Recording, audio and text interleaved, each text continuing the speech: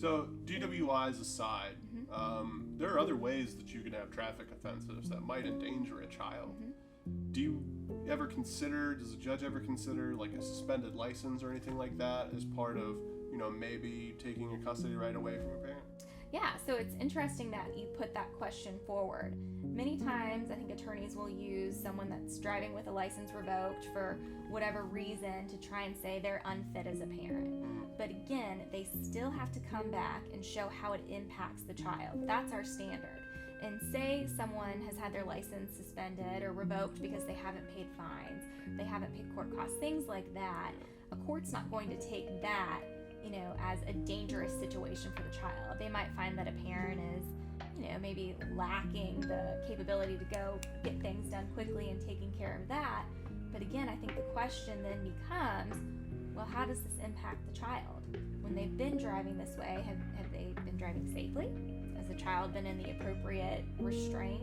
Have they been wearing seat belts? Have they been, speeding? Have they been driving per the speed limit? And those are the things that I would ask the court to consider in that situation. And that's, in my experience in Forsyth County, that's what the judges want to know. They get it that things happen, people have expired tags, and they understand that people do have these, one-offs that lead to this bigger problem, and then it's kind of a domino effect, and next thing you know, you're meeting with one of our criminal attorneys to say, oh my gosh, how can I get my license back? Yeah. But it's not always something that is going to make you lose custody of your children.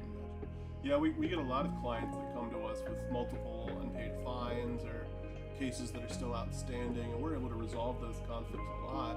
But I know that there's programs in Guilford where, especially through the DA's office and the Indigent Defense Service, that you can go, and if you can't afford to pay those fines to get your license back, a lot of times they'll waive those fines.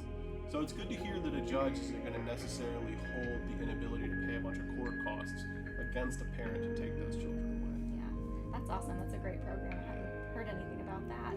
Yeah, it's a great program. A lot of people take advantage of it, and it helps a lot of people, so it's great to hear.